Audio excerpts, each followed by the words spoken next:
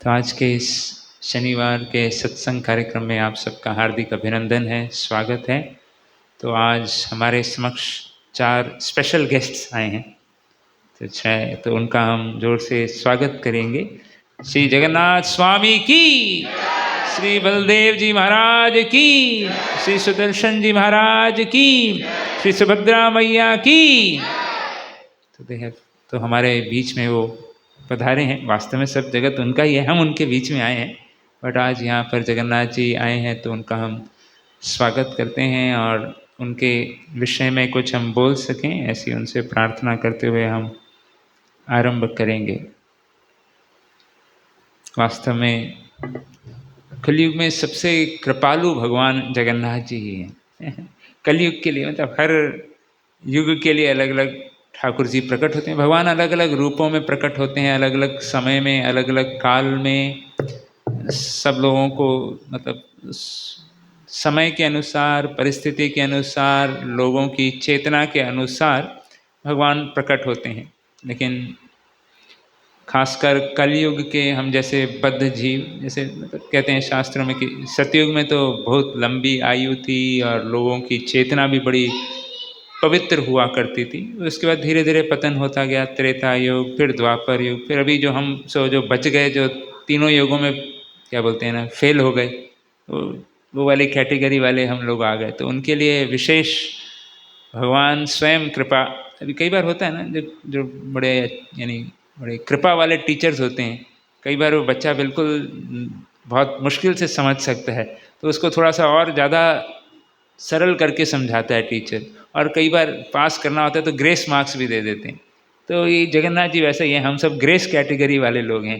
ये सतयुग में फेल हो गए, त्रेता युग में फेल हो गए, द्वापर में फेल हो गए, कलयुग में आ गए, तो भगवान कहते हैं चलो कि भाई मैं ही थोड़ी अधिक कृपा कर देता हूँ। इसलिए भगवान कलयुग में श्री जगन्नाथ जी के रूप में प्रकट होते हैं। तो है आज हम उनके प्राकट्य की कथा के बारे में संक्षिप्त में चर्चा करेंगे, और फिर उसके पश्चात जैसे प्रभु जी ने बताया जगन्नाथ जी की रथ यात्रा, जी की आने वाली 20 तारीख को है जगन्नाथ जी का रथ यात्रा का महोत्सव मनाया जा रहा है। तो हम संक्षिप्त में जितना समय होगा उस हिसाब से आज उनके बारे में चर्चा करेंगे। और जगन्नाथ इस साल हमारे राधा गोपीनाथ मंदिर की तरफ से यात्रा भी जो है जगन्नाथपुरी जा रही है, पुरुषोत्तम क्षेत्र भी के नाम से भी प्रसिद्ध है। तो करीब 9,000 से अधिक भक्तों ने उसमें रजिस्टर किया है तो अभी तक, तो बड़ा, तो इसलिए भी जगन्नाथ जी को जो है पुरुषोत्तम क्षेत्र जो है बहुत प्रसिद्ध है कई शास्त्रों में। एक्चुअली वास्तव में अनेकों शास्त्रों में, पुराणों में, नारद पुराण, ब्रह्म पुराण, स्कंद पुराण और मत्स्य पुराण, अनेक पुराणों में श्री जगन्नाथ जी के और उनके धाम पुरुषोत्तम क्षेत्र के बारे में वर्णन किया गया है। तो हम जो है इन सब पुराणों में से मतलब एक स्कंद पुराण के पुरुषोत्तम महात्म्य में जो कथा कही गई है उसके बारे में हम चर्चा करेंगे संक्षिप्त में। अनेक पुराणों में वर्णन है, लेकिन हम लोग इस, और जगन्नाथपुरी तो जैसे हम प्रसिद्ध 4 धाम जैसे कहते हैं ना, उत्तर भारत में कौन सा है, बद्रीनाथ, उसके बाद फिर दक्षिण में रामनाथ, रामेश्वरम, और पश्चिम में द्वारकाधीश जी, और उत्तर भारत में जगन्नाथ जी।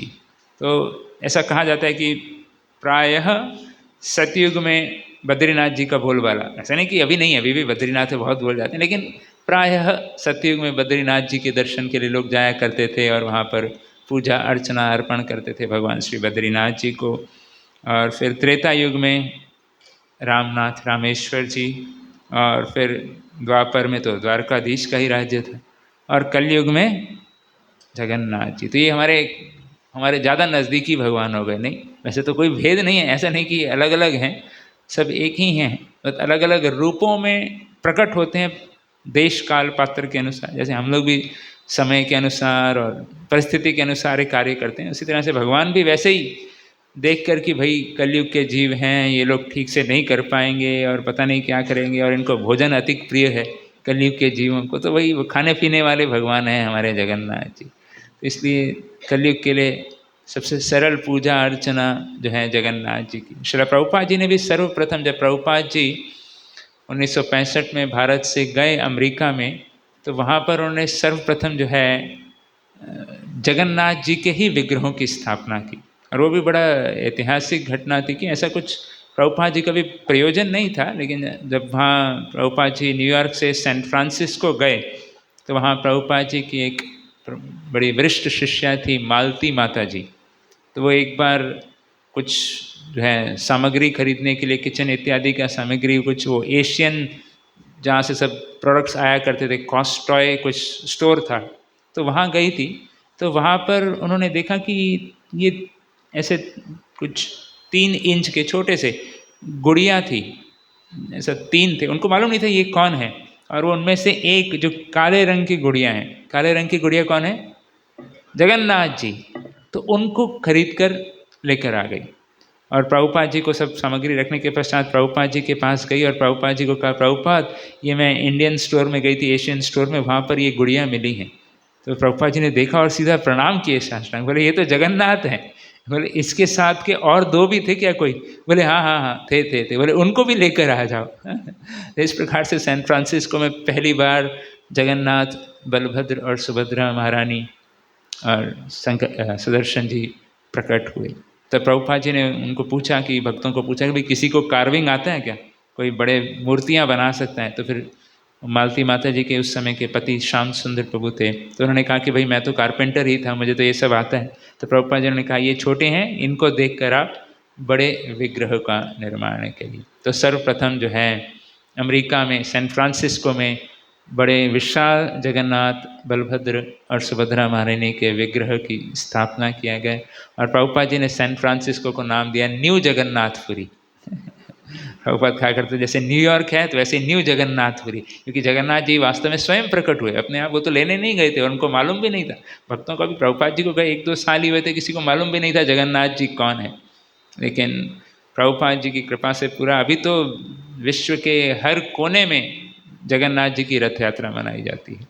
हमारे दामोदर बता रहे थे, वो बांग्लादेश गए थे पिछले वर्ष रथ यात्रा के समय, बता रहे थे केवल बांग्लादेश में ही 50 शहरों में रथ यात्रा मनाई जाती है। विश्व के हर कोने में, जो विश्व के हर प्रमुख शहर में रथ यात्रा का आयोजन किया जाता है। लंदन में भी, जैसे प्रभु जी बता रहे थे कि जगरनॉट जो वर्ड है वो जगन्नाथ रथ यात्रा से आया था। तो जब ब्रिटिश लोग आए थे भारत में तो कई चीज़ें उनको समझ में नहीं आ रही थी, ये क्या होता क्या है, ये करते क्या है, भारतीय संस्कृति क्या है। तो उसमें एक था ये रथ यात्रा। और रथ यात्रा में जो लोग गए हैं, जगन्नाथ रथ यात्रा में कौन कौन गया है आप लोगों ने देखा होगा, वो एक दिन, हाँ जी, हाँ अच्छा बॉम्बे में अटेंड किया आपने? हाँ बॉम्बे में भी अच्छा है जगन्नाथ जी का रेप्लिका, मीरा रोड में भी है, जुहू में भी है, इस बार भी जा सकते हैं। तो जो लोग गए होंगे जगन्नाथपुरी, उन्होंने अनुभव किया है कि वो एक दिन, उस दिन 10, 12, 15 लाख लोग एकत्रित हो जाते हैं और जगन्नाथ जी के सुंदर रथ को, बलदेव सुभद्रा मानी के रथ को खींचने के लिए। तो ये जब अंग्रेज लोग आए थे तो ये उनको समझ में नहीं आता था कि ये एक दिन सडनली 10 लाख लोग हो जाते हैं, अगले दिन सब गायब हो जाते हैं, और वो भी कुछ मूर्तियों को खींचने के लिए। तो ये उनको समझ में नहीं आ रहा था और बड़ा प्रयास भी कर रहे थे लोगों को, उनको लग रहा था हम समझा रहे हैं, ये क्या कर रहे हैं, कितना समय बर्बाद कर रहे हैं, इतने रथ खींच रहे हैं, क्या कर रहे हैं। लेकिन वो तो कामयाब नहीं हो पाए। लेकिन श्रील प्रभुपाद जी की कृपा से हर साल लंदन में रथ यात्रा आरंभ हो गई है अभी। श्रील प्रभुपाद की। तो अभी हर वर्ष लंदन में जो मेन ट्रफलगर स्क्वायर, वहाँ पर जगन्नाथ जी का रथ निकाला जाता है। न्यूयॉर्क में अभी 10 तारीख कब है? आज ही है। हाँ, न्यूयॉर्क में आज रथ यात्रा मनाई जा रही है, मेन 25th स्ट्रीट में, वहाँ पर भी प्रसिद्ध जो गली है वहाँ पर जगन्नाथ जी का आज रथ यात्रा मनाया जाएगा। तो इसलिए प्रभुपाद जी की कृपा से जगन्नाथ जी पूरे विश्व में पहुँच गए। वैसे तो उनका नाम ही जगन्नाथ है, वास्तव में वही जगत के नाथ हैं, लेकिन इससे पूर्व ज़्यादातर प्रसिद्ध नहीं थे जगन्नाथ जी। वैसे प्रसिद्ध थे लेकिन लोगों को मालूम नहीं था, क्योंकि ज़्यादातर उड़ीसा बंगाल के लोगों को ही जगन्नाथ जी का, हमें से भी कई लोगों को इस इस्कॉन में आने से पहले जगन्नाथ जी के बारे में ज़्यादा नहीं मालूम था कि कौन है जगन्नाथ भाई, जगन्नाथपुरी।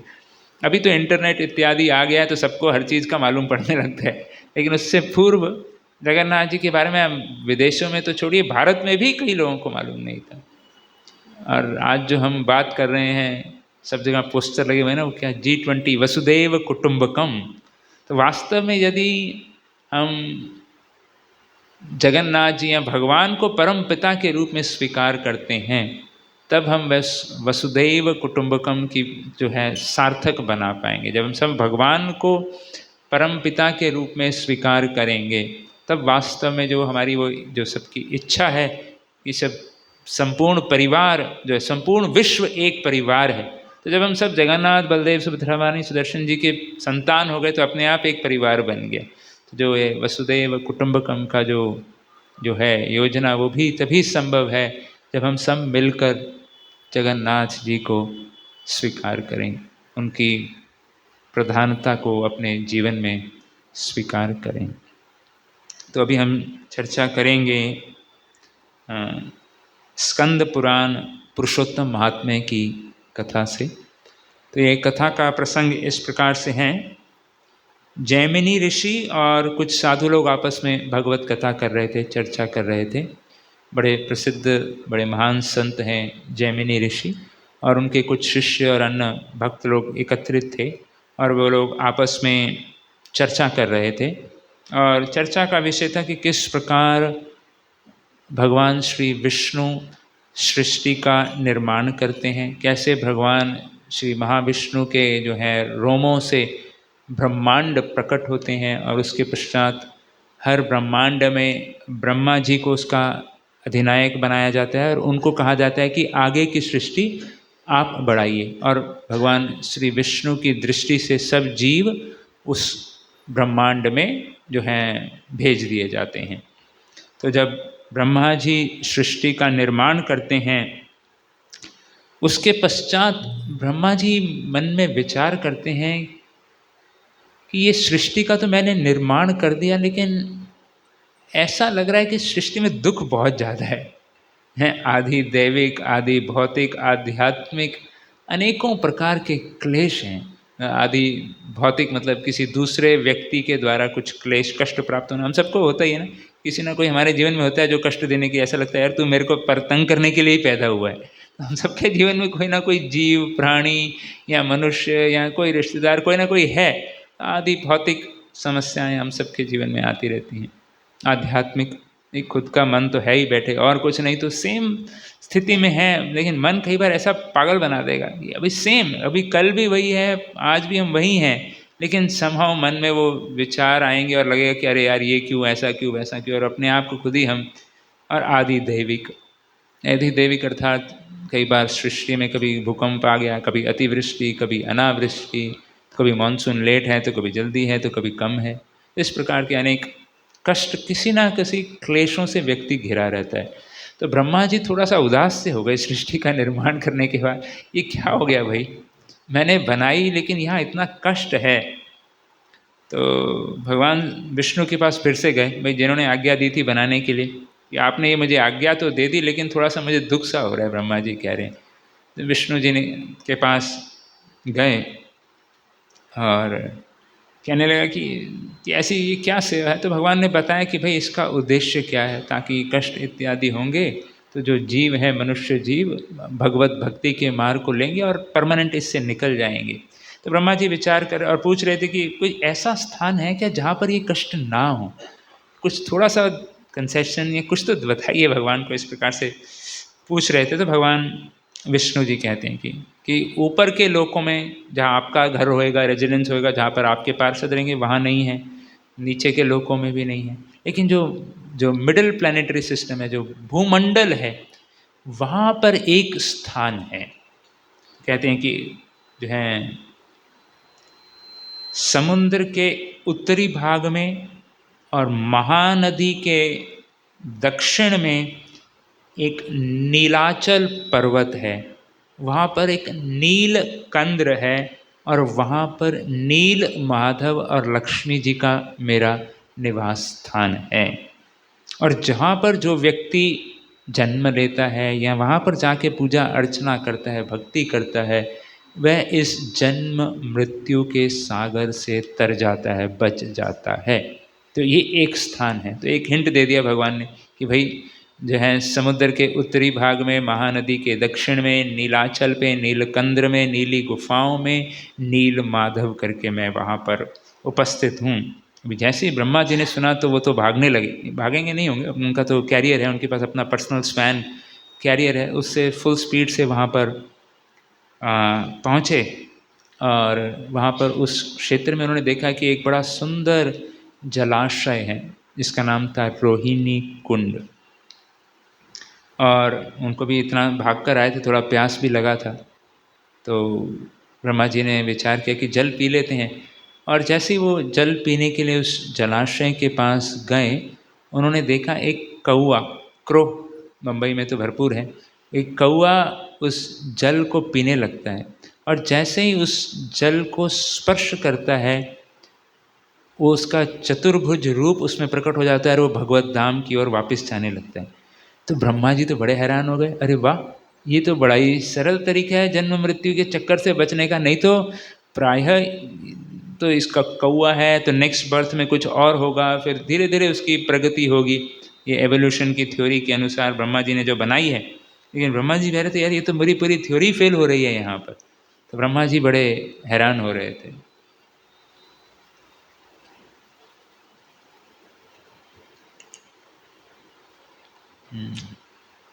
और जैसे ही ब्रह्मा जी ये विचार कर रहे थे और ये उन्होंने देखा, और एक जो प्रमुख व्यक्ति हैं जिनका कार्य ही है कर्म के अनुसार फल देना, हमारे यमराज जी, वो भी देख रहे थे। तो वो भी तुरंत भागकर वहाँ पर आ गए कि भाई ये क्या हो रहा है। तो मैं तो सोच रहा था ये कौआ मरेगा और इसके बाद इसका नेक्स्ट जो योनि डिसाइडेड है उस योनि में जाएगा, और फिर उसके बाद अगली योनि में जाएगा, ये तो सीधा डायरेक्ट भगवत धाम चला गया। तो ये कुछ तो दाल में काला है, अपना तो यार इधर चलेगा ही नहीं, अपना जो नियम जो दिए गए हैं। तो यमराज जी भी विचार कर रहे थे कि क्या किया जाए। तो ब्रह्मा जी कहते भाई मुझे भी मालूम नहीं, मैं तो ऐसा सुना था, इस प्रकार से आ गया, चलो दोनों मिलके प्रार्थना करते हैं। तो यही करना चाहिए भक्तों, कुछ समस्या हो जाए, समझ नहीं आए तो प्रार्थना करने का, भगवान अपने आप रास्ता दिखा देते हैं। तो दोनों ब्रह्मा जी और यमराज जी मिल के प्रार्थना करते हैं, और उनकी प्रार्थना से लक्ष्मी जी प्रकट होती हैं। और लक्ष्मी जी, इससे पहले कि ब्रह्मा जी और यमराज जी कुछ कहें, लक्ष्मी जी खुद ही बताने लगती हैं कि मैं कुछ कहना चाहती हूँ आपको इस स्थान के बारे में। बोले अरे हमारे मन में भी यही चल रहा था, आप भी यही बताना चाहते हैं तो हम भी यही जानना चाहते थे। लक्ष्मी जी कहते हैं कि ये जो क्षेत्र आप देख रहे हैं, ये शंख क्षेत्र या पुरुषोत्तम क्षेत्र या श्री क्षेत्र, ये वास्तव में भगवान श्री हरि और मेरा ये निज क्षेत्र है। ये हमारा पर्सनल अबोर्ड है। जैसे हमारा आध्यात्मिक जगत में अबोर्ड है, ये भी हमारा ही है, ये हमारी एम्बेसी है एक तरह से कह लीजिए। यहाँ पर आपके नियम नहीं चलेंगे, ये हमारे वहाँ के नियम चलेंगे। भाई उस देश की एम्बेसी है तो वहाँ के नियम चलेंगे।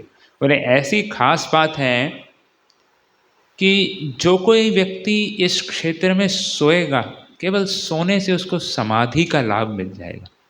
वाह, तो बड़ा स्पेशल जगह है कि नहीं। केवल सोना है वहाँ जाके जगन्नाथ क्षेत्र में, और सो जाने से समाधि का लाभ होता है। यानी कि जो कोई भी कोई बात करेगा तो उसे ऐसा लाभ मिलेगा जैसे वो वेद उच्चारण कर रहा है, वेद पाठ कर रहा है, केवल कुछ भी बात करने से। जगन्नाथ क्षेत्र में, इस क्षेत्र में जो भी इस धरातल पर इस क्षेत्र में चलेगा उसे पूर्ण भूमंडल की परिक्रमा का लाभ प्राप्त हो जाएगा। जो भी कोई केवल सांस लेगा, चलो सोना ठीक है, सोने के लिए भी लेटना पड़ेगा और चलने के लिए चलना पड़ेगा, लेकिन केवल सांस लेने से अश्वमेध यज्ञ का लाभ प्राप्त होगा। ये है कि नहीं जगन्नाथ क्षेत्र का महिमा। केवल श्रद्धा से व्यक्ति जो करे, पिछली बार हम चर्चा किए थे कि वो एक ऐस्तरिक है, श्रद्धा के अनुसार लाभ प्राप्त होगा। और यमराज जी ने पूछा भाई अभी ये सब तो ठीक है, लेकिन एक और चीज़ हमारे मन में संशय है कि जब प्रलय आएगा तब इसका क्या होता है इस क्षेत्र का, क्योंकि प्रलय तो भौतिक क्षेत्र में आता है और ये भी है तो फिजिकली यहीं दिख रहा है हमें। तो प्रलय के समय क्या होगा ये, तो लक्ष्मी देवी कहती हैं कि प्रलय के समय भी ये स्थान यहाँ पर रहेगा, जगन्नाथ जी का क्षेत्र जो है। और तो यमराज जी, लक्ष्मी जी पूछते हैं और कोई संशय। बोले कुछ और थोड़ा सा बताइए इस क्षेत्र के बारे में, ये कैसे, मतलब है क्या। प्रलय के बारे में आपने बताया, लेकिन प्रलय में के बारे में कुछ और थोड़ा सा बताइए, कैसे बचता है और क्या होता है। तो तब जो हैं लक्ष्मी जी बताती हैं कि एक महान ऋषि थे जिनका नाम था मार्कंडेय ऋषि। तो अभी तक सब साथ में है ना, हम लोग आरंभ किए थे किनकी कथा से? जैमिनी ऋषि अपने साधु लोगों के साथ बैठ के कथा कर रहे थे। तो ब्रह्मांड की चर्चा हो रही थी, क्योंकि ये थोड़ा सा और कॉम्प्लेक्स होने वाला है स्टोरी, इसलिए मैं धीरे धीरे जा रहा हूँ। तो जैमिनी ऋषि अपने साधु लोगों के साथ बैठे हैं, चर्चा कर रहे हैं ब्रह्मांड की। ब्रह्मा जी को थोड़ा संशय हुआ, सृष्टि करने के बाद वो आ गए, कहाँ पर आ गए? इस, हाँ जी, लक्ष्मी जी के क्षेत्र में। लक्ष्मी जी उनके सामने प्रकट हुई और इस क्षेत्र की महिमा बताते हैं। यमराज जी भी थोड़ा कंफ्यूज थे, भाई ये क्या हो रहा है यहाँ पर, और दोनों मिलकर भगवान से प्रार्थना करते हैं। लक्ष्मी जी प्रकट होती हैं, लक्ष्मी जी बताती हैं कि ऐसा ऐसा स्थान है, और उसके पश्चात लक्ष्मी जी और थोड़ा विस्तार करती हैं, बोलते हैं कि मार्कंडेय ऋषि महान मुनि ऋषि हुए हैं, और मार्कंडेय ऋषि जी को संतों का आशीर्वाद था कि उनकी बहुत लंबी आयु है। लंबी आयु मतलब ऐसा नहीं कि 100 साल जिएंगे, 125 साल जिएंगे, या 200 साल जी लेंगे, या 400 साल, नहीं। उनकी लंबी आयु थी कि 7 कल्प की। और एक कल्प होता है कलयुग, सतयुग, त्रेता, द्वापर, कलयुग का 1000, इस प्रकार के जो साइकिल्स हैं। तो समझ लीजिए मार्कंडेय ऋषि की आयु कितनी होगी, समझ लीजिए अरबों वर्षों की उनकी आयु थी। तो ऐसा उनको वरदान प्राप्त हुआ था। और जब प्रलय आया, लक्ष्मी जी बता रही हैं कि जब प्रलय का समय आया, तो उस समय क्या होता है कि वो जो ओशंस का लेवल बढ़ जाता है और बहुत शीतल वातावरण हो जाता है, माइनस में टेम्परेचर चला जाता है बहुत, और पूरा फ्लडिंग हो जाती है चारों तरफ। अभी मार्कंडेय ऋषि की आयु तो लंबी थी, लेकिन अभी इस प्रलय के समय क्या करें बेचारे, वो भी कंफ्यूज हो गए, क्योंकि इतनी क्या उसकी वेव्स थी, जो लहरें थी, इतनी ऊंची ऊंची लहरें, और चारों तरफ पानी, लेकिन पीने को पानी नहीं, खाने को कुछ भोजन नहीं, या water water everywhere but no water to drink, ऐसा वो कुछ तो है ना अंग्रेजी कहावत। ये चारों तरफ पानी है, लेकिन पीने को पानी। तो मार्कंडेय ऋषि बड़े यार थोड़ा परेशान हो गए, भैया इतनी लंबी आयु मिली, लेकिन अभी करना क्या है, यहाँ तो कुछ ना खाने को है, ना मृत्यु तो होने नहीं वाली। ऐसा नहीं कि भूखे पेट मर जाएंगे या प्यासे मर जाएंगे, मृत्यु से उनको वो मिला हुआ है आशीर्वाद कि मृत्यु नहीं होगी। लेकिन मार्कंडेय ऋषि थोड़ा सा परेशान हो गए। नेचुरली कोई भी कुछ मिले, भूख प्यास क्या करेगा आदमी। लेकिन भक्त लोग क्या करते हैं, परेशान हो जाए तो प्रार्थना करते हैं। तो मार्कंडेय ऋषि भी प्रार्थना करते हैं, और तब वो एक ऐसे स्थान पर आते हैं लहरों के उस प्रभाव से, और दूर से उनको एक दिखाई देता है एक वृक्ष, और जहाँ पर एक जो है वट वृक्ष, और उसके पत्ते पर एक छोटा सा बालक जो है, नीले रंग का बालक, उस वट पत्र पर, उस वृक्ष के पत्ते पर अपने जो है मुख से अपने चरण के अंगूठे को चूस रहा है, मतलब पैर के अंगूठे को अपने मुख से चूस रहा है, और बड़ा एक दिव्य प्रकाश वहाँ से आ रहा है। तो मार्कंडेय ऋषि भी बड़े हैरान हो रहे थे, और पास में जाने का प्रयास किए, वहाँ पर पास पहुँचे। तो बड़ा सुंदर वर्णन किया गया है। करारविंदे पदारविंदम मुखारविंदे विनिवेशयन्तं वटस्य पुत्रस्य पुटे शयानं बालं मुकुंदम मनसा स्मरामि। कि करार विंदे, भगवान के जो है कर, करार विंदे जो कमल के समान हैं, करार विंदे, और उन हाथों से क्या करे हैं, पादार विंदम, उनके जो चरण कमल हैं उनको पकड़कर क्या कर रहे हैं, मुखार विंदे, जो मुख कमल है उसमें डाल रहे हैं। तो कर कमलों से चरण कमल को पकड़ के मुखार विंद में डाल रहे हैं। वटस्य पत्रस्य, उस वट वृक्ष के पत्ते के ऊपर पुटे शयानम, लेटकर बालम मुकुंदम मनसा स्मरामि। तो इस सुंदर रूप का दर्शन मार्कंडेय जी कर रहे हैं और भगवान को प्रणाम करते हैं।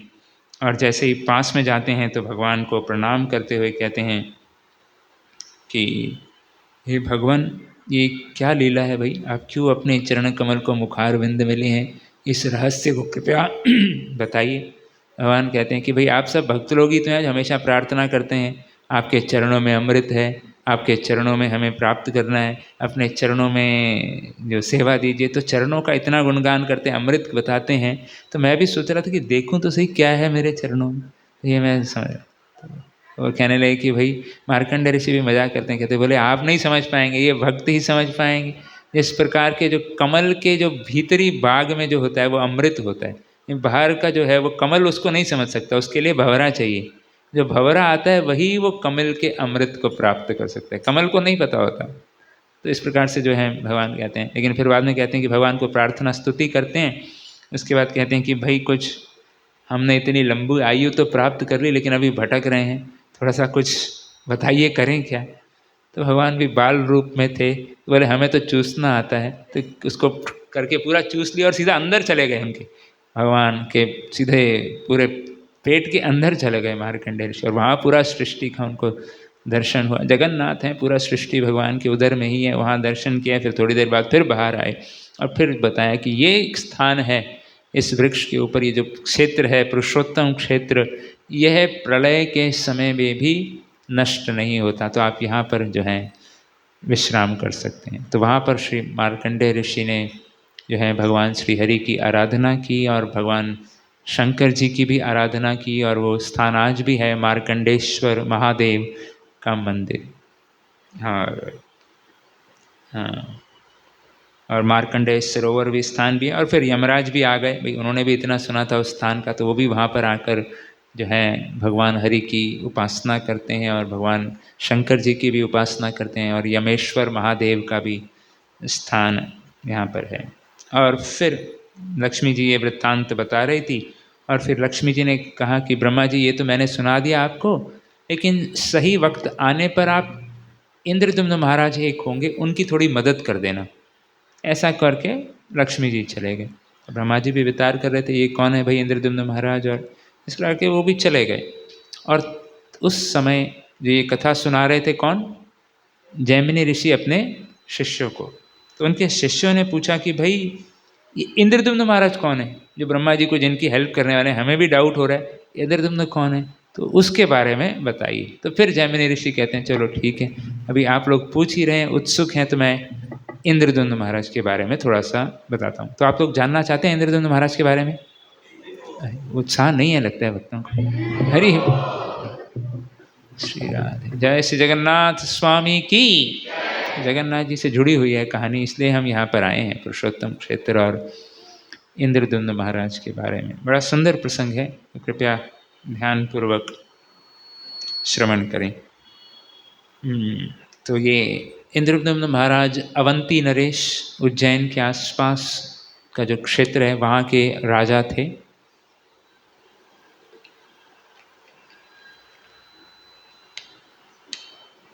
और सब जो है बहुत सारे छोटे राज्यों को उन्होंने जो है अपने वश में किया हुआ था, और मतलब बड़ा ही समृद्ध राज्य था उनका, सब कुछ था, बहुत सारी पत्नियां थी, बहुत सारे बालक संतान, मतलब जो भी एक राजा के पास होना चाहिए सब कुछ था उनके पास। कुछ ऐसा टेंशन नहीं था कि अभी इलेक्शन में अगले हार जाएंगे, नहीं, बल्कि एक राट सम्राट, सब लोग उनको स्वीकार करते थे। पूरा समृद्ध राज्य था, सब कुछ था। परंतु लेकिन क्योंकि क्या है, सबके जीवन में सब कुछ अच्छा नहीं होता, नहीं, कहीं ना कहीं एक लेकिन परंतु किंतु हम सबके जीवन में जुड़ा हुआ है। सब कुछ कभी पत्नी अच्छी है, बच्चे तो बच्चे अच्छे नहीं हैं, बच्चे पत्नी अच्छी हैं तो धन नहीं है, कोई ना कोई सबके जीवन में किंतु परंतु, ये हमारे कहीं ना कहीं एक पृष्ठ होता ही है सबके जीवन में। क्या इंद्रद्युम्न महाराज के पास सब कुछ है, लेकिन एक किंतु उनके जीवन में भी है। एक मन में बड़े आध्यात्मिक थे, बड़े संतों महात्माओं से जुड़े रहते थे हमेशा, तो उनका किंतु परंतु भी बड़ा शुभ कार्य करेगा आगे। और उनके हृदय में एक थोड़ा सा बात था कि ऐसा कोई स्थान है, ऐसा कोई स्थान पे मैं जाऊं जहाँ पर भगवान का दर्शन हो, और ये सब जो जो टेम्परेरी है, ये जो राज्य इत्यादि, ये जो शरीर नश्वर है, इससे मैं परे चला जाऊं, ऐसा कोई स्थान है तो मैं जानना चाहता हूँ। और इस विचारधारा ये बार बार उनके जो है हृदय में बहुत मतलब आइडिया बार बार आ रहा था ये मन में। तो उन्होंने फाइनली कहा कि अपने सब मिनिस्टर्स को बुलाया और सब जो भी राज्य में थे साधु महात्मा थे उन सबको एकत्रित किया और एक बड़ी सभा बुलाई कि भाई ऐसा ऐसा मेरी वांछा है, ऐसी इच्छा है कि बस ये मेरा आखिरी जीवन हो, इसके बाद लौट के नहीं आना मुझे। तो कोई उपाय, कोई ऐसा स्थान, कोई ऐसे ठाकुर का दर्शन जहाँ की मुझे पुनर्जन्म ना मिले। और तो एक वृद्ध ट्रैवलिंग महात्मा जी थे जो आए हुए थे उस समय, उन्होंने कहा कि भाई मैंने मेरे दादाजी से सुना था, वो भी वृद्ध थे तो उनके दादाजी भी, तो कई वर्ष पुरानी बात बता रहे हैं कि एक पुरुषोत्तम क्षेत्र स्थान है जहाँ पर नील माधव के करके ठाकुर जी हैं, नील माधव भगवान हैं, और उनका कोई एक बार दर्शन कर ले तो वह उनको प्रार्थना अर्पण कर दे, उनकी सेवा कोई कर दे, उनके समक्ष कोई भगवान नाम ले ले नील माधव जी के सामने, तो वह इस जन्म मृत्यु के सागर से पार हो जाएगा। और तो जब राजा ने बाकी संतों को भी पूछा भाई आप लोगों का क्या कहना है, तो वो लोग भी सब पोथी खोलने लगे, बोले बोले हाँ हाँ ऐसा प्रकार का वर्णन किया गया है, शास्त्र युक्त बात जो कह रहे हैं, ऐसा नील माधव का मंदिर है, वहाँ जाएंगे तो अति विशेष लाभ प्राप्त होगा दर्शन का। और तो भी राजा ने कहा कि भाई आप में से कौन जा सकता है। वो वृद्ध थे, उन्होंने कहा भाई मैं तो वैसे ही बहुत बूढ़ा हो गया हूँ, अभी कहाँ ट्रैवल करूँगा, और दादाजी कुछ मैप ऐप तो छोड़ के नहीं गए हैं, केवल बता के चले गए घटना के कि ऐसा ऐसा हमने सुना है, तो हमारे पास तो ये शक्ति नहीं है। तो राज्य का जो इंद्रदम्न के जो चीफ मिनिस्टर थे उन्होंने अपने भाई को बुलाया, विद्यापति जी को बुलाया, उनको कहा कि एक क्षेत्र आप जाइए जगन्नाथ नील माधव को ढूंढिए। तो बोले ठीक है भाई राजा की आज्ञा है तो अवश्य जाएंगे। विद्यापति जी ने कहा कि हमने भी सुना है लेकिन हमें भी मालूम नहीं कहाँ है, इसमें ऐसा कुछ गूगल लोकेशन तो था नहीं कि भाई नील माधव डालो और जीपीएस में दिखा दे। तो केवल जो है संतों की वाणी और शास्त्र यही मार्गदर्शन किया करते थे जीवन का। संतों की वाणी और शास्त्र ये वास्तव में हमारे जीवन का जीपीएस है जो हमें मार्गदर्शन करें कि भाई शास्त्र में क्या क्या है, शास्त्र युक्त है कि नहीं ये कार्य, और संतों ने जो कहा क्या गया वो हमारा जो है जीवन का मार्गदर्शन, जीवन का जो क्या बोलते हैं ना पोजीशनिंग सिस्टम, ये होना चाहिए हम सबका। तो विद्यापति जी कहते कि ठीक है पूछते पूछते चले जाएंगे जहाँ आपके बोलेंगे। और कई दिनों तक चलने के पश्चात एक राज्य में, उत्कल क्षेत्र में राज्य में एक सबर जाति के लोग थे जो ट्राइबल लोग थे, वहाँ पर पहुँचे और वहाँ पर उनकी भेंट विश्व वसु जी जो सबरों के जो सरदार थे उनसे होती है। तो यहाँ पर अलग अलग शास्त्र में थोड़ा सा वेरिएशन है कहानी में, तो इसलिए आपने शायद जो सुना हो वो अलग हो सकता है जो हम वर्णन करें। दो तीन थोड़ा थोड़ा जो है कहानी में अलग अलग तरीके से शास्त्रों में बताया गया है, मैं दोनों बता देता हूँ ताकि कन्फ्यूजन नहीं हो। तो एक कहानी में तो ऐसा है कि विश्ववसु जी काफ़ी मतलब मना करते हैं, कुछ भी बताते नहीं, उनके शरीर से बहुत सुंदर खुशबू आ रही है और वो देखते हैं, विद्यापति जी देखते हैं कि कुछ तो है ये जहाँ पर जाते हैं। लेकिन विश्ववसु जी ने ऐसा अपने पूर्वजों से सुना था कि एक समय आएगा जब राजा के लोग नील माधव को ले जाएंगे। तो जब उनको पता चला कि ये विद्यापति राजा ने भेजा है और अवंती देश के राजा ने भेजा है, तो वो समझ गए कि ये समय आ रहा है, मैं नहीं बताऊंगा। तो इस प्रकार से वो बताना नहीं चाहते। तो एक ऐसी कहानी है, फिर लंबी कहानी कि कैसे उन्होंने बड़ी मुश्किल से उनको कन्विंस किया विद्यापति जी ने, और उनकी बोले मैं आँखों पे पट्टी बांध के लेके जाऊंगा। और हमारे विद्यापति जी ने क्या किया कि रास्ते में वो सरसों के बीज डालते गए कि बारिश आएगी तो पेड़ उग जाएंगे तो रास्ता पता चल जाएगा हमें। तो इस प्रकार से एक कहानी। और दूसरा था कि उनको आराम से जो है लेकर जाते हैं विश्व वसु जी। तो दोनों कहानियाँ हैं अलग अलग।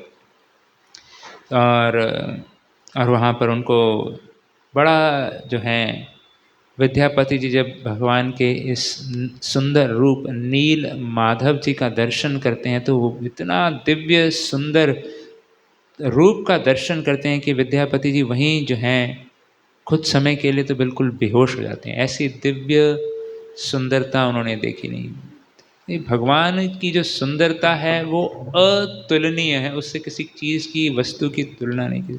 इस सृष्टि में हम देखते हैं कितनी कितनी सुंदर चीज़ें हैं, नहीं कहीं आप पहाड़ों में चले जाइए या सृष्टि का देखिए तो सृष्टि के निर्माता स्वयं कितने सुंदर होंगे, ये हम कल्पना भी नहीं कर सकते। तो यहाँ भगवत कृपा से विद्यापति जी को उनको दर्शन हुआ और ऐसा जो है बाद में जब होश आई तो विश्ववसु जी ने ऐसा दिव्य प्रसाद उनको खिलाया, भगवान का नील माधव जी का महाप्रसाद खिलाया। तो वो तो विद्यापति तो बड़े हैरान हो गए, भाई हम राजमहलों में रहे हैं, हमारे भाई साहब चीफ मिनिस्टर हैं, उनके घर में इतना बढ़िया प्रसाद नहीं मिलता, ये आप इतना बढ़िया प्रसाद कहाँ से खिला रहे हो, जंगल में रहने वाले। तो फिर उन्होंने बताया कि नील माधव की वास्तव में रात के समय देवतागण आते हैं सेवा करने के लिए। दिन में हम लोग करते हैं, रात को देवतागण आते हैं और वो लोग भोग लगाते हैं और प्रसाद यहीं छोड़ जाते हैं। ये उन लोगों का बचा हुआ प्रसाद है देवताओं का। तो वहाँ का तो बिल्कुल प्योर होगा ना। अभी यहाँ तो बड़े सारे केमिकल वेमिकल डाला जाता है और वो पता नहीं कुछ सब्जी में स्वाद ही नहीं है। बम्बई की सब्जी में खासकर कम स्वाद है। हम लोग गाँव में जाते हैं तो वहाँ पर जो सब्जी मिलती है उसमें भी बड़ा स्वाद होता है, लेकिन देवताओं का जो होगा वो तो मतलब जो अन्न होगा और जो भी सब्जी इत्यादि जो भी भोग लगाया होगा बड़ा स्पेशल स्वादिष्ट होगा। तो विश्ववसु जी ने बताया कि ऐसा ऐसा है भैया, ये कोई हमारा यहाँ का गांव का खेती किया हुआ नहीं है, वो उनका देवताओं का भोजन है, अन्न है, इसलिए ऐसा स्वाद मिल रहा है। तो तब तुरंत विद्यापति जी जो है निकलते हैं वापसी के लिए कि भाई राजा हमारी वेट कर रहे हैं, हमें इतना भेजा है उत्सुकता के साथ।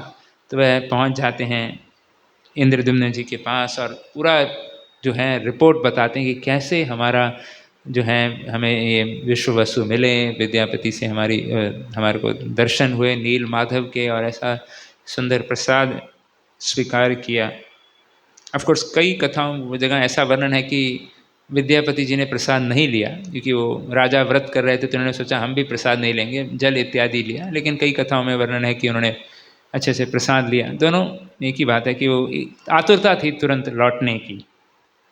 और तो जैसे ही वो वृत्तांत बता रहे थे वहाँ पर जो है इंद्रद्युम्न महाराज की जो सभा में सबके समक्ष ये बता रहे थे, तो वहाँ इंद्रद्युम्न महाराज की सभा में नारद जी प्रकट हो जाते हैं। नारद जी भगवान जगह पहले सब जगह चले जाते हैं, उनको कुछ वीज़ा की जरूरत नहीं है। लाइक उनके पास वो कौन सा ऐसा पासपोर्ट है जहाँ कहीं वीज़ा ही नहीं लगता। सबसे जो है जो क्या बोलते हैं ना, सब विश्व का सबसे महत्वपूर्ण पासपोर्ट ऐसा ही होता है ना डिसाइड कि जो इसको कहीं जाने में, राज्य में देशों में जाने में वो वीज़ा की ना जरूरत पड़े। तो जो है नारद मुनि जो भगवान का जो भक्त है उनके पास मतलब ऐसा पासपोर्ट मिल जाता है कि वो कहीं भी जा सकता है, केवल इस जगत में नहीं, ऊपर नीचे स्वर्गलोक, ब्रह्मलोक, सत्यलोक, महरलोक, नीचे भी सब लोकों में ट्रैवल कर सकता है बिना किसी वीज़ा के। तो ये पासपोर्ट हमें प्राप्त करना है कि नहीं, ये तो बाकी किसी देश का पासपोर्ट क्या करना। तो नारद जी वहाँ पर आ गए और नारद जी तो आए तो बड़ा आतिथ्य सत्कार किया इंद्रद्युम्न महाराज ने। और नारद जी ने तो अपनी कथा आरंभ कर दी, साधु महात्मा हैं तो कथा आरंभ करेंगे, उन्होंने कथा आरंभ कर दी। और नारद जी पूरा एकदम क्या बोलते हैं ना, वो डीटी वर्शिप का सेमिनार देने लग गए। उनको अभी तक ये मालूम नहीं थे, ये कथा बताई नहीं थी कि राजा ने कि हमें वहाँ जाना है, लेकिन नारद जी स्वयं ही बताने लग गए कि 4 तरीके से ठाकुर जी के विग्रहों की सेवा की जा सकती है। बड़ा विस्तार से वर्णन है, लेकिन हम विस्तार में नहीं जाएंगे कि किस प्रकार से जो है तमोगुण में भी ठाकुर जी की सेवा की जा सकती है। कामवश, क्रोधवश, हृदय में क्रोध है, किधर फंस गया, कहाँ सेवा करने का मेरे को ऑप्शन भगवान की सेवा करने को मिल गई, ये भावना से मैं व्यक्ति करता है कि भाई केवल कुछ मेरा लाभ क्या होगा इससे, ठाकुर जी की सेवा दिखावा करके थोड़ा सा नाटक करूँगा और पैसा कमाने के लिए ठाकुर जी की सेवा रख लेना। इस प्रकार से तामसिक सेवा भगवान जी की। फिर नारद जी को बताते कि रजोगुण में भी ठाकुर जी की सेवा की जाती है कि उसमें भगवान से भक्त यही प्रार्थना करते रहते हैं, भगवान मैं आपकी सेवा कर रहा हूँ, देखो तो बदले में थोड़ा एक गाड़ी बंगला तो दिलना चाहिए, कुछ तो कृपा करो, थोड़ा यश होना चाहिए। इस प्रकार से राजसिक भाव से भी भगवत सेवा की जाती है। और सत्वगुण में सेवा कि भाई भगवान आपकी सेवा कर रहा हूँ, आपका नाम ले रहा हूँ, मेरा हृदय का शुद्धिकरण कर दीजिए, इतना तो कर दीजिए कि मेरा हृदय में जो इतने कल्मश हैं उनका निवारण हो जाए। और फिर नारद जी कहते हैं कि शुद्ध सत्व में किस प्रकार से सेवा होती है कि हे भगवान, मैं आपकी सेवा आपको प्रसन्न करने के लिए कर रहा हूँ, मुझे कुछ मिले या ना मिले उसमें कुछ लेना देना नहीं। इस प्रकार से बड़े विस्तार से जो है श्री नारद जी इंद्रद्युम्न महाराज और सभा को सब ये प्रवचन दे रहे थे। और तब कथा के पश्चात इंद्रद्युम्न महाराज ने बताया कि नारद जी आप बिल्कुल सही समय पे आए हैं, अभी हम ये सब पूरा बताया, प्रोजेक्ट हमने लिया था, इस प्रकार से विद्यापति जी अभी का भाई अभी लौट कर आए हैं। और तो यदि अभी हम लोग भी थोड़ा जाने की जल्दी में हैं तो कृपया कथा को यहीं विराम कर देते हैं। वो नारद जी ने कहा अभी यहाँ नहीं, यहाँ कथा तो थोड़ा और 10 मिनट करेंगे हम। तो नारद जी ने कहा कि तो इंद्रद्युम्न महाराज ने कहा कि एक्चुअली यदि संभव हो नारद जी आपके लिए तो आप भी हमारे साथ चलिए। नारद जी ठीक है भाई आपके साथ चलेंगे। तो ये देखिए बड़ा ये यहाँ पर आगे आएगा इस प्रसंग में कि कैसे नारद जी होने की वजह से बड़ा जो है मार्ग सरल हो गया। तो नारद जी भी चल दिए और इंद्रद्युम्न महाराज ने अपने प्रजा में भी अनाउंस कर दिया कि भाई ऐसा ऐसा है, हमारे नील माधव जी की खोज में दर्शन के लिए हम लोग जा रहे हैं, नारद जी हमारी यात्रा को लीड कर रहे हैं, यदि आप लोग में इसे भी जो आना चाहता है तो चलिए। तो बहुत सारे राज्य के निवासी सब तैयार हो गए कि चलो भाई ठाकुर इस दर्शन करने के लिए जा रहे हैं, हमारे राजा जा रहे हैं और नारद मुनि यात्रा लीड कर रहे हैं, तो बीच बीच में कथा प्रवचन तो होता ही रहेगा, नारद जी का लेक्चर होगा तो कौन मिस करना चाहेगा। तो बहुत सारी प्रजा भी उनके साथ जुड़ गई और सब लोग यात्रा पे चलते हैं और पूरा व्यवस्था, अभी राजा जा रहे हैं तो सब व्यवस्था थी। और जैसे ही वो उत्कल उड़ीसा के क्षेत्र में पहुँचे, वहाँ के राजा को पता चला कि इंद्रद्युम्न महाराज उस समय के काफ़ी थे और काफ़ी राजा उनके अंडर थे। तो जैसे ही वो वहाँ पहुँचे तो उत्कल नरेश स्वयं जो है आतिथ्य सत्कार के लिए आए, स्वागत के लिए आए। और फिर इंद्रद्युम्न महाराज से पूछा कि भाई इतनी बड़ी पलटन लेकर आ रहे हैं आप, क्या है कोई चढ़ाई चढ़ रहे हैं, ये तो सब सेना तो नहीं लग रही, ये तो सब प्रजा वजा भी लग रही हैं, तो क्या आपका उद्देश्य क्या है यहाँ आने का। तब इंद्रद्युम्न महाराज ने बताया कि ये हम विद्यापति जी के जो हमें संदेश था और नील माधव को हमने भेजा था दर्शन के लिए, और नील माधव की अभिलाषा, दर्शन अभिलाषा के लिए हम यहाँ अवतरित हुए हैं।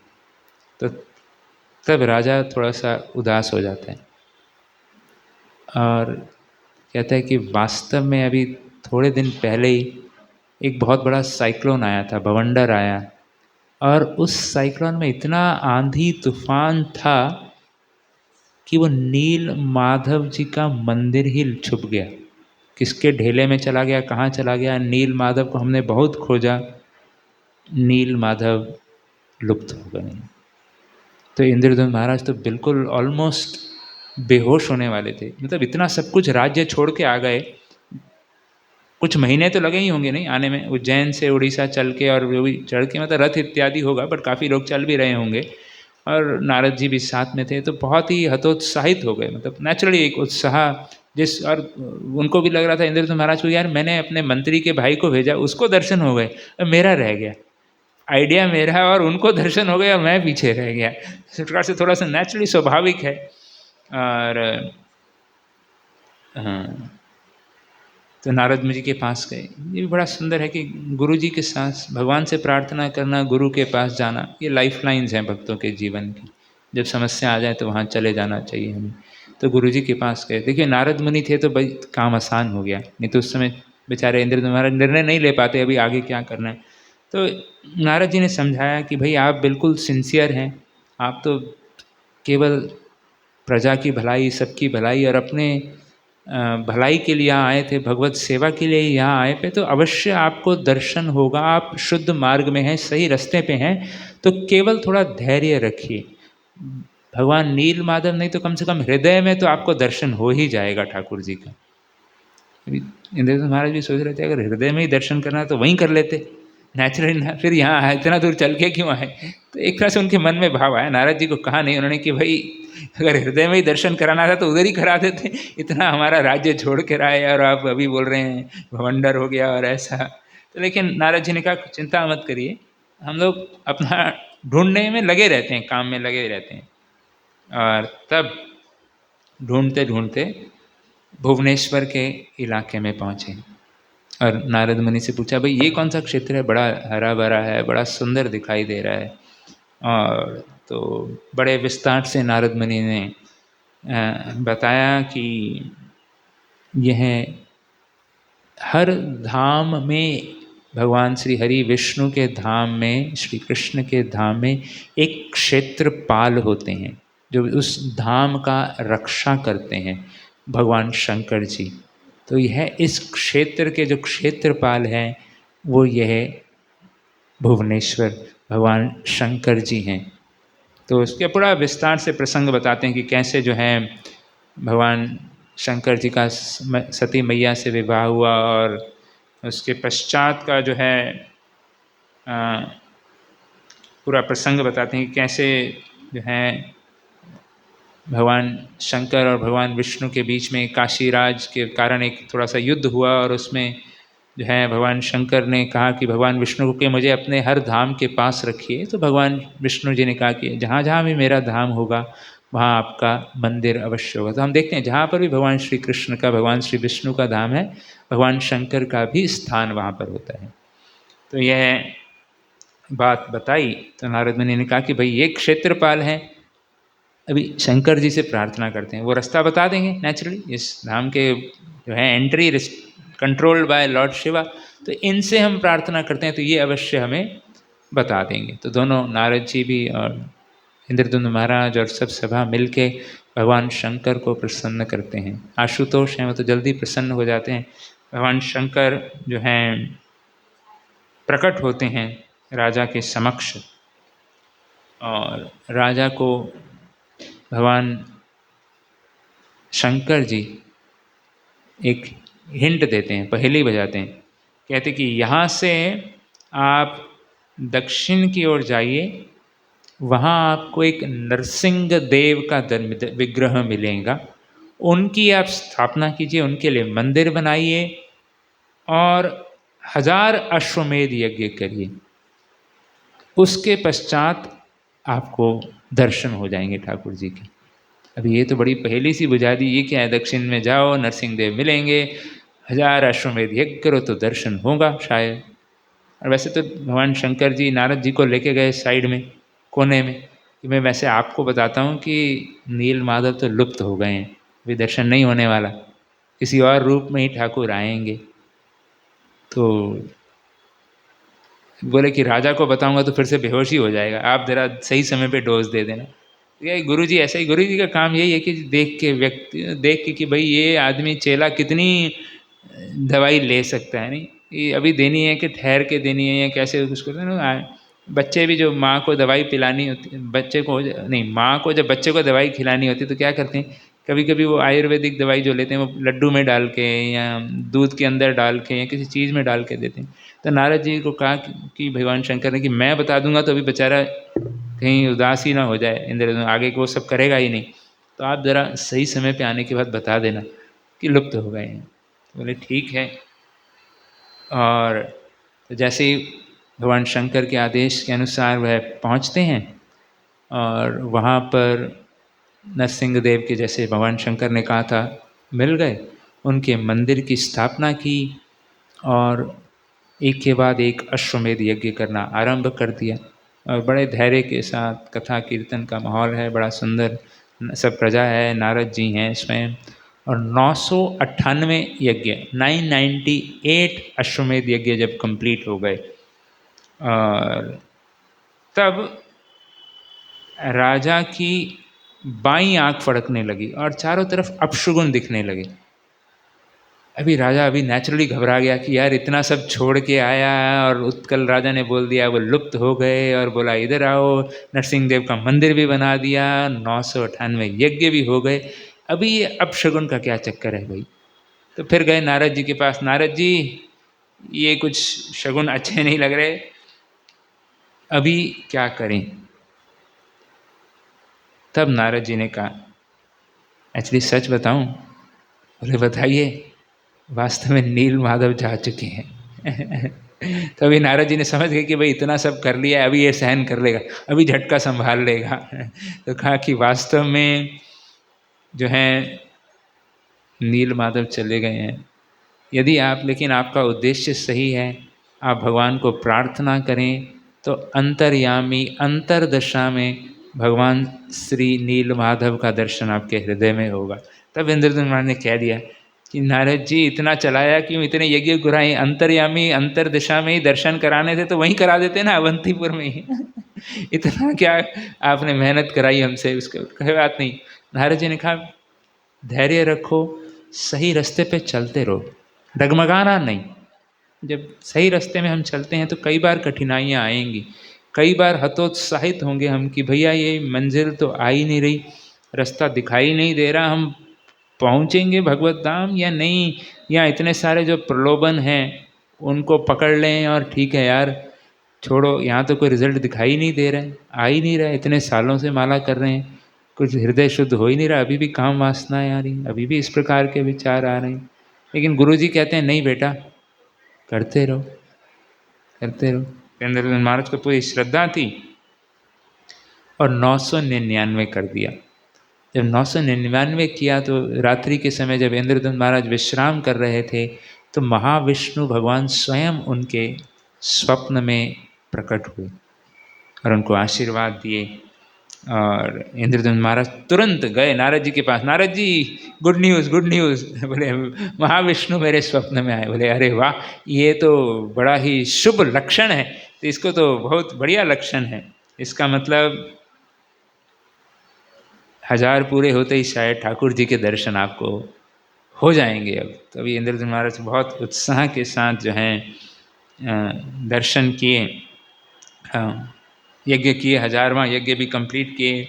और जैसे ही पूर्ण आहुति हुई तो बहुत सारे लोग देखा कि भागते हुए आ रहे हैं और समुद्र की ओर कह रहे हैं कि ऐसा प्रतीत हो रहा है कि समुद्र में एक बड़ा, दूर से एक बड़ा ही दिदीप्यमान एकदम ज्वलित लकड़ी का जो है लॉग, अर्थात लकड़ी का एक ढेला, ढेला नहीं बोल सकते, लकड़ी का क्या बोलेंगे बड़ा लॉग को हिंदी में, लकड़ी का एक, हाँ जी स्टेम, स्टेम, हाँ लकड़ी का एक स्टेम बहुत बड़ा विशाल वो तैरता हुआ आ रहा है और उससे प्रकाश भी निकल रहा है और बहुत सुंदर खुशबू आ रही है। पूरा चारों तरफ वातावरण ऐसा लगता है किसी ने डिओड्रेंट स्प्रे करके रखा है, ऐसी खुशबू फैली हुई है, रूम फ्रेशनर डाला हुआ है। सब बड़े हैरान हो गए और सब गए। तब नारद मुनि ने कह दिया कि वास्तव में भगवान स्वयं इस रूप में अवतरित हो रहे हैं, ऐसा कहा। और इंद्रदुम्न महाराज, नारद जी सब भागते हुए वहाँ गए और इंद्रदुम्न महाराज स्वयं जो हैं समुद्र में गए और उस जो है लकड़ी को, जो कि बिल्कुल प्रकाश थी और जो है जिसमें दिव्य सुगंध आ रही थी, उसको निकाल कर लेकर आ गए समुद्र के तट पर। और यह जो घटना हुई आज से कुछ करीब 1 हफ्ता पूर्व ही, स्नान पूर्णिमा का दिन है जिस दिन जगन्नाथ जी का स्नान करवाया जाता है, मेरे ख्याल से 1 हफ्ता पहले ही वो दिन था। तो वह 1 हफ्ता पहले ये घटना घटी है, उसकी जो पूर्णिमा, स्नान पूर्णिमा का दिन ये घटना घटी। और तब जो है इंद्रदुम्न महाराज बहुत प्रसन्न थे। वास्तव में देखो, गुरु की आज्ञा अनुसार भगवान को प्रसन्न करने के कार्य में संलग्न रहना ही वास्तव में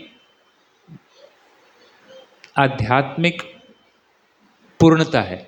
मतलब the perfection of spiritual life is to please the supreme lord under the guidance of the spiritual master. बस ये इस कहानी का सारांश देखो। नारद मुनि की आज्ञा के अनुसार इंद्रदुम्न महाराज श्रद्धा रखकर अपना सब कुछ जीवन कर रहे थे, पूरा जीवन का कोर्स, राज्य छोड़ के सब निकल गए। बट यही अध्यात्म की पूर्णता है। अभी उसका रिजल्ट आए या नहीं आए भौतिक दृष्टिकोण से, अगर नहीं भी प्रकट होते क्योंकि नारद मुनि की आज्ञा अनुसार किया तो वह सक्सेस था। तो भक्ति के मार्ग में किसी भी कार्य में हम संलग्न होते हैं गुरु की आज्ञा के अनुसार भगवान को प्रसन्न करने के लिए, वो कार्य ही पूर्णता है भक्ति की। यदि किसी बाह्य कारणवश, बाह्य दृष्टि से वो कार्य पूर्ण ना हो या अधूरा ही क्यों ना रह जाए, लेकिन वो जो प्रयास हमने किया गुरु की आज्ञा के अनुसार भगवान को प्रसन्न करने के लिए, यही पूर्णता है वास्तव में। अगर उसका रिजल्ट नहीं भी आता है किसी कारणवश तो यहाँ पर हमारे पास कितना समय है प्रभु?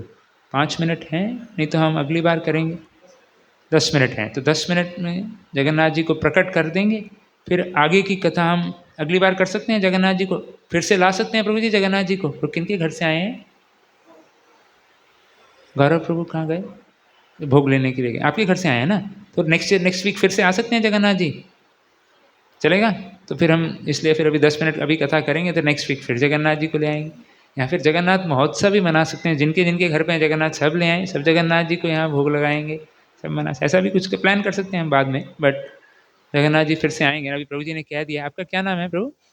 हाँ, हितांश। बड़ा सुंदर श्रृंगार कर रहे थे ठाकुर जी का। जगन्नाथ जी पसंद है प्रभु जी को, है ना?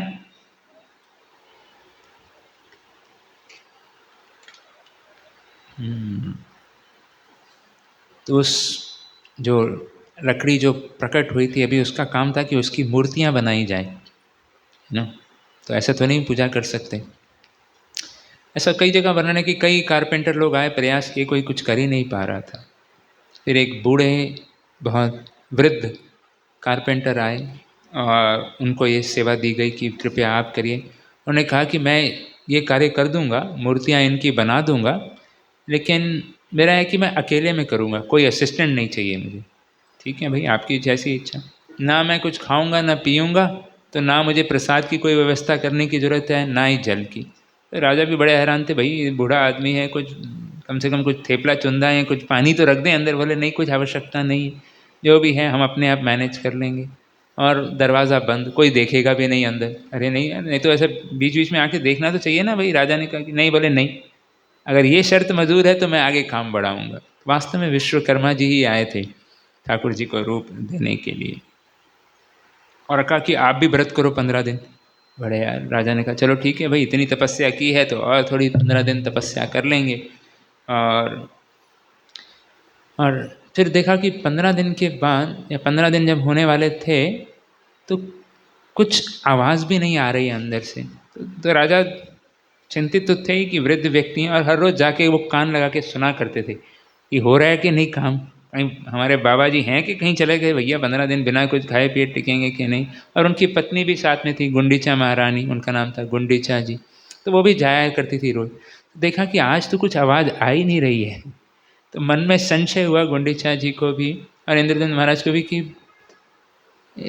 लगता है 15 दिन भूखे पेट कहीं कुछ हो तो नहीं गया। कुछ पानी वानी लेके जाते हैं, कुछ नींबू शरबत बना के लेके जाते हैं, कुछ ऑरेंज जूस लेके जाते हैं इनके लिए, कुछ तो इत्यादि का भोग लगाया जाए भाई हमारे विश्वकर्मा जी को जो आए हैं वृद्ध व्यक्ति जी।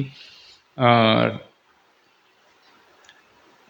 बोले कि हालांकि इंद्रदंत महाराज थोड़ा सा आपस में उनके हो रहा था कि भाई उसने कहा था मत डिस्टर्ब करना, लेकिन अभी पत्नी कह रही है तो मान लेते हैं, और मान लेना चाहिए पति लोगों को।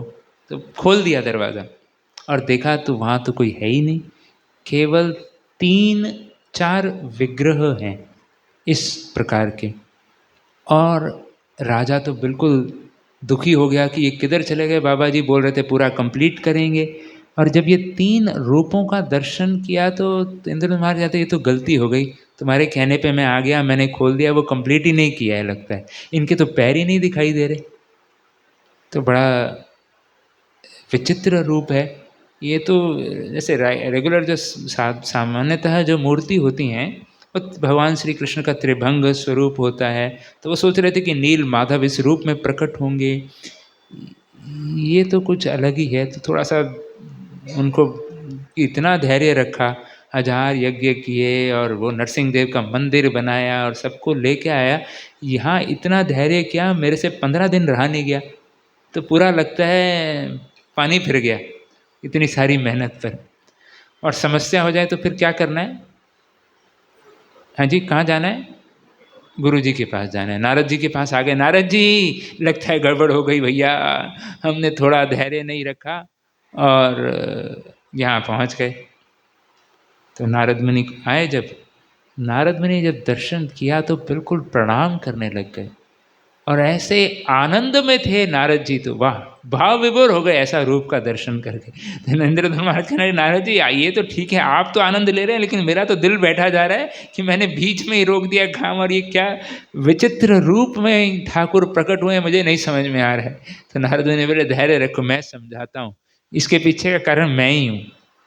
बोले अच्छा, तो आप बताइए। तो ये कथा हम थोड़ा सा संक्षिप्त में बता के विश्राम दे देंगे कि जगन्नाथ जी कैसे प्रकट हुए और उसके पीछे का भाव और रथ यात्रा, वो हम अगली बार चर्चा कर सकते हैं। हम तो चर्चा करेंगे अगर प्रभु जी लोग कहेंगे तो। नारद मुनि ने कहा कि वास्तव में ये कंप्लीट है, चिंता मत करो। बोले कैसे कंप्लीट है, थोड़ा बताइए, उत्सुकता हो रही है हमें, थोड़ा संशय भी हो रहा है कहीं हमसे गलती तो नहीं हो रही।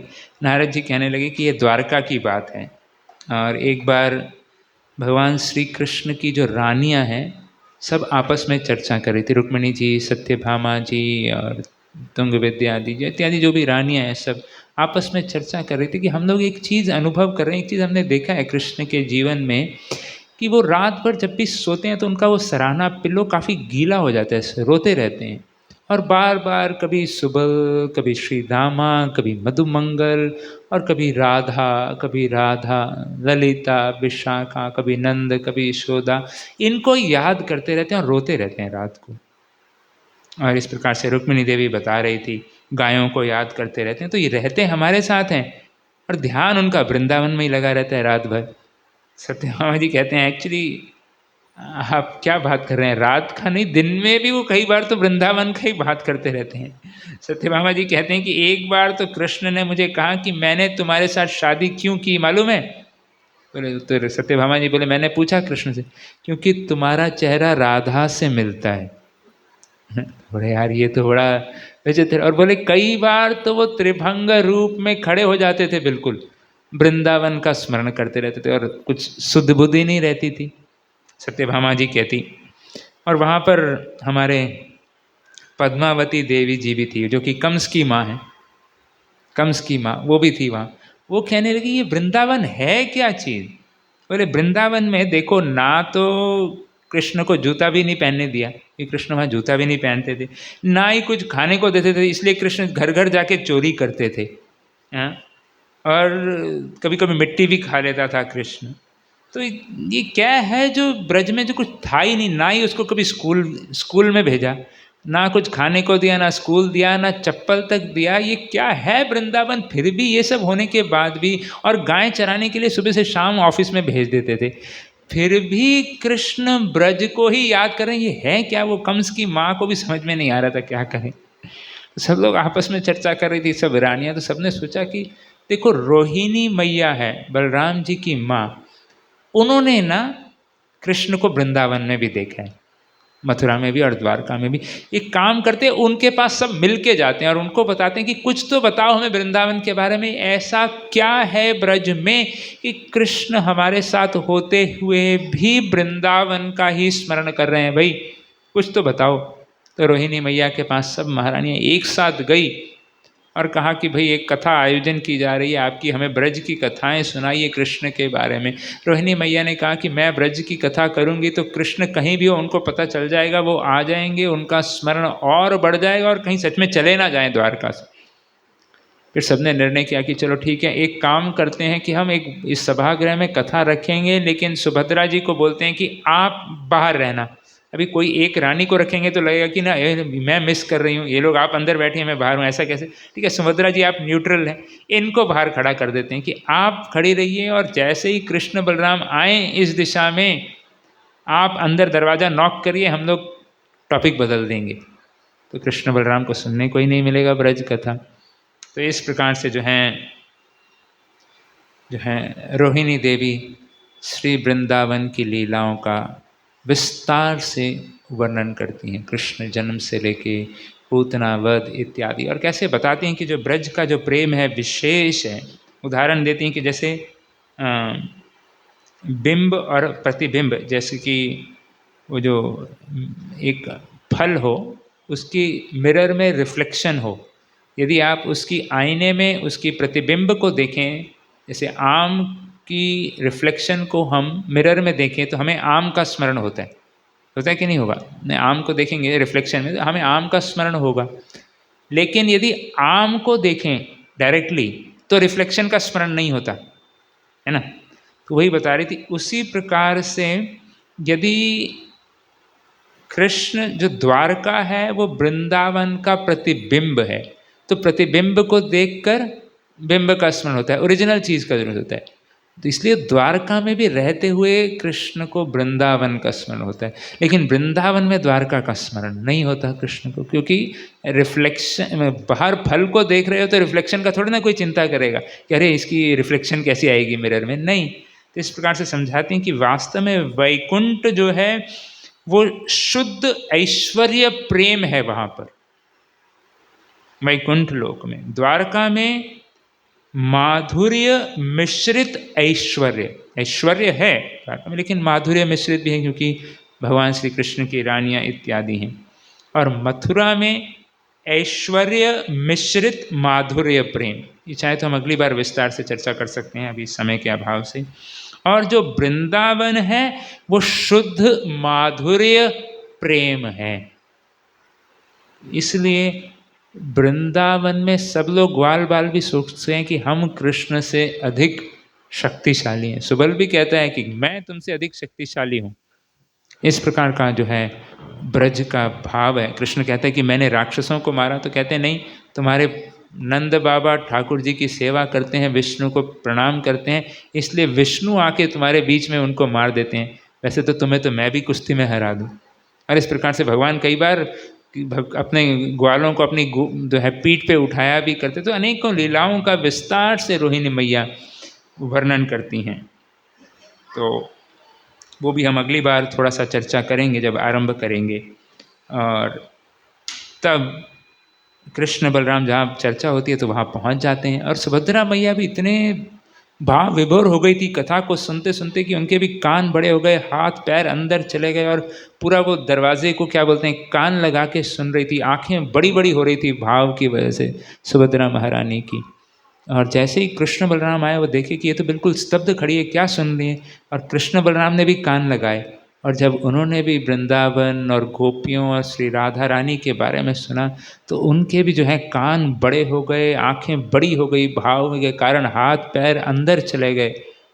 जिस प्रकार से वो जो कछुआ होता है ना, कछुआ जब कोई आक्रमण होता है उसके ऊपर तो फिर उसको पूरा वो अंदर ले लेता है अपने अंगों को, तो पहले भगवान के भी पूरे अंग अंदर चले गए, आंखें एकदम बड़ी बड़ी विशालकाय हो गई और कथा को सुन रहे थे। उसी समय हमारे नारद जी ऊपर से जा रहे थे। नारद जी बता रहे थे कि मैं ऊपर से जा रहा था और मैंने ऐसा रूप का दर्शन किया तो मैं भी बड़ा हैरान हो गया। मैं तुरंत नीचे लैंडिंग किया और जोर से चिल्ला लिया, मैंने देख लिया, मैंने देख लिया, देख लिया मैंने।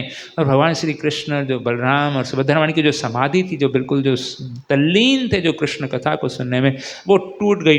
और तब भगवान श्री कृष्ण ने कहा कि नारद जी क्या हो गया, क्या हो गया? बोले मैंने ऐसा आपका रूप आज तक नहीं देखा, मैं तो सब प्लैनेट्स में गया हूँ, आपके वराह रूप देखा है, आपका मत्स्य रूप देखा है, आपका कूर्म रूप देखा है, आपका कृष्ण रूप, विष्णु रूप, आपके मैंने अनेकों रूपों का दर्शन किया, लेकिन ऐसा दिव्य स्वरूप कहीं नहीं देखा।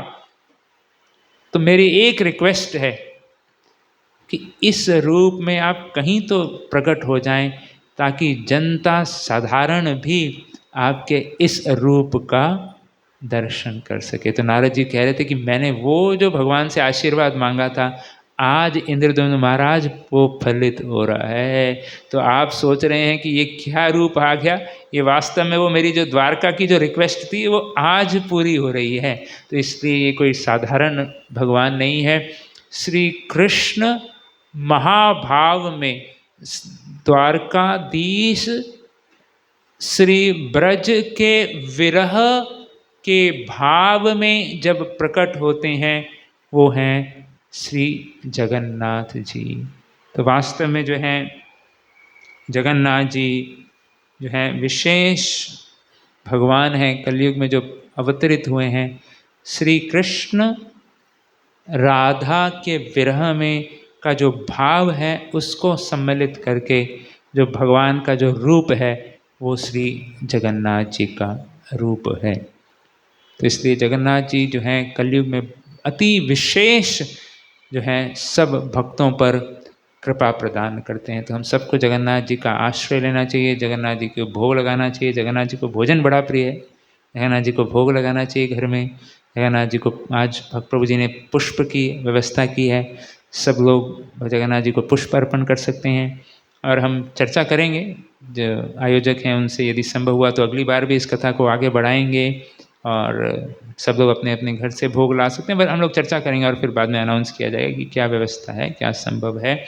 और इस प्रकार से जगन्नाथ जी का आविर्भाव हुआ, प्राकट्य हुआ। और अभी अगली बार यदि हुआ तो हम चर्चा करेंगे कैसे जगन्नाथ जी का इंस्टॉलेशन सेरेमनी, भगवान प्रकट हुए हैं उनका इंस्टॉलेशन सेरेमनी हम नेक्स्ट टाइम जब भी समय ठाकुर जी की जब इच्छा होगी, जगन्नाथ जी की आशीर्वाद से हम चर्चा करेंगे। जय श्री जगन्नाथ बलभद्र सुभद्रा महारानी की, श्री सुदर्शन जी महाराज की, श्री प्रभुपाद की। हरे कृष्ण।